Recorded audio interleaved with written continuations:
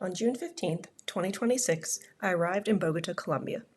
It was supposed to be a 2-month stay, allowing me to check off my 6th continent, see the sights, and complete some work at a leisurely pace, all from the convenience of a single Airbnb stay.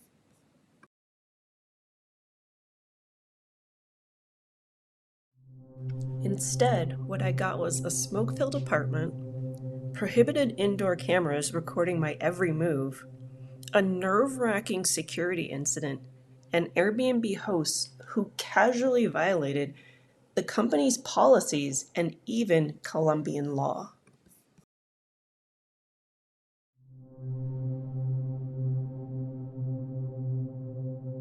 My 2-month stay was booked in a neighborhood called La Candelaria. The host, a filmmaker, listed the micro studio as upscale. At $300 to $400 above the local price, it was definitely upscale.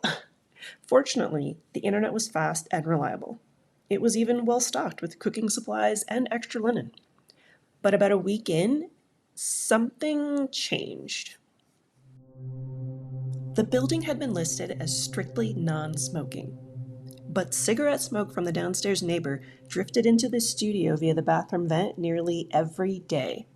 There was more than one occasion where I was in the shower while smoke rained down from above. Eventually, I had to plug the vent with small trash bags just to breathe clean air. When I brought it up to the host, he shrugged it off, saying people can do what they want in their own homes. But that wasn't true. The city has a law about this exact scenario. To top it off, amenities included in the listing required constant scheduling through the host who was abroad. But he didn't tell me any of this until I brought up the fact that the front desk tried to charge me 3,000 pesos to use the gym for an hour. Ultimately, I decided to leave a month early. But location number 2 is where things went from unhealthy to downright unsafe.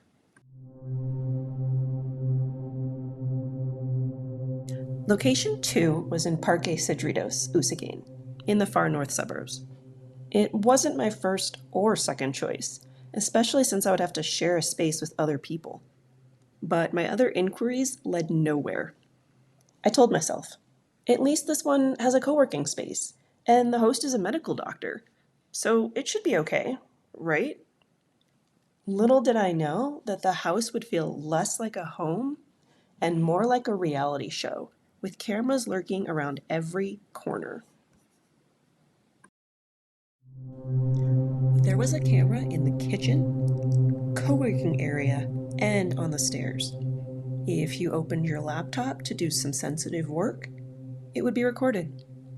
One camera even pointed directly at the shared bathroom on the 2nd floor. So if you happen to walk by in a towel on your way from the bathroom to your bedroom, you'd be recorded. I still don't know what became of that video of me in nothing but a towel.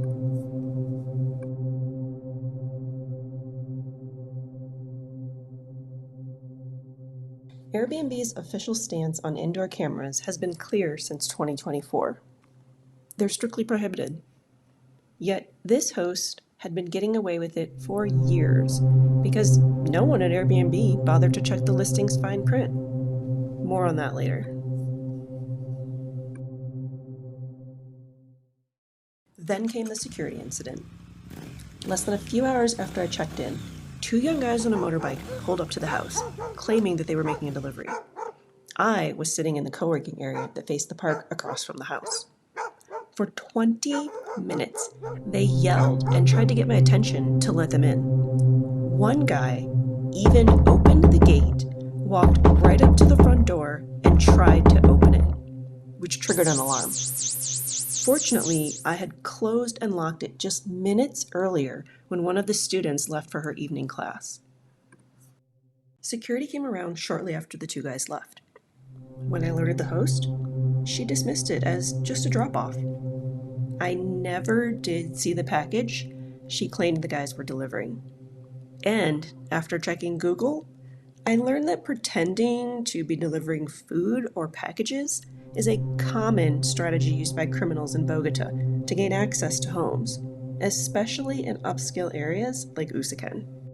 For nearly 8 hours, Airbnb ignored my complaint and the photos I sent them of the indoor cameras, and then tried to get me to leave after dark when I had nowhere to go. I wasn't able to leave until the following day when I managed to find another listing on the site without their help.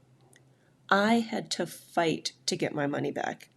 And even then, I'm pretty sure they only relented because I started posting on X. Ultimately, the company allowed the host to keep operating and leave me a review in which she refers to the incident as me being uncomfortable with the listing and the experience unfortunate due to the way I handled the inconvenience.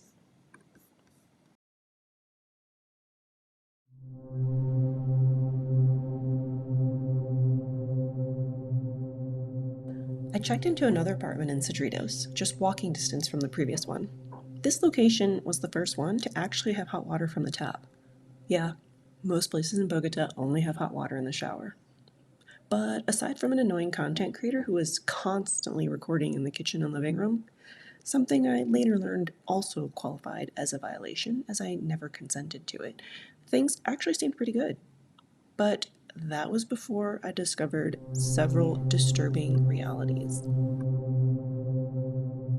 According to Colombian law, hosts are legally required to be registered with the National Tourism Registry and verify and report guest IDs prior to check-in. This host, a product manager, never asked for mine, unlike the other two.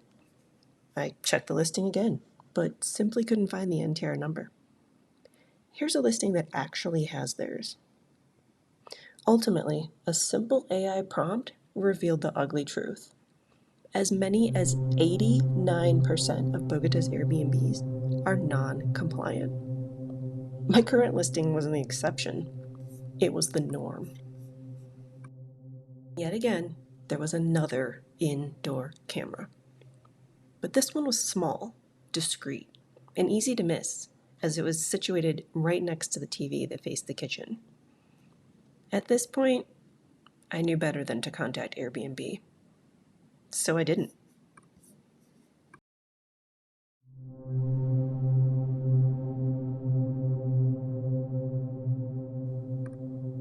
Remember my second Airbnb? You know, the one with the numerous indoor cameras, including the one that recorded me coming out of the bathroom in nothing but a towel? It's that listing that had the fine print stating that there were indoor cameras all along, but Airbnb ignored for 2 years. Well, it's time to circle back to it because something very interesting happened after the trust and safety team finally got around to addressing my complaint. After asking the trust and safety team, which was determined to get me to leave the same day, despite me having nowhere to go, how do I know that the next place I go won't also have cameras? A team member named Joshua replied in writing, I checked the available listings in the area and verified whether cameras were mentioned in the description and photos. The listing I found is.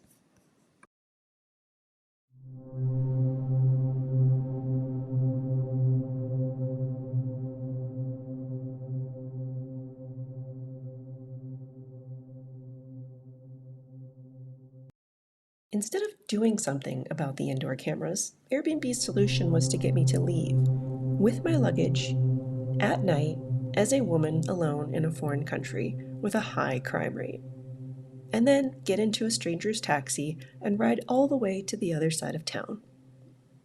That's something even a local woman wouldn't do, because it makes you an immediate target for theft, or even kidnapping.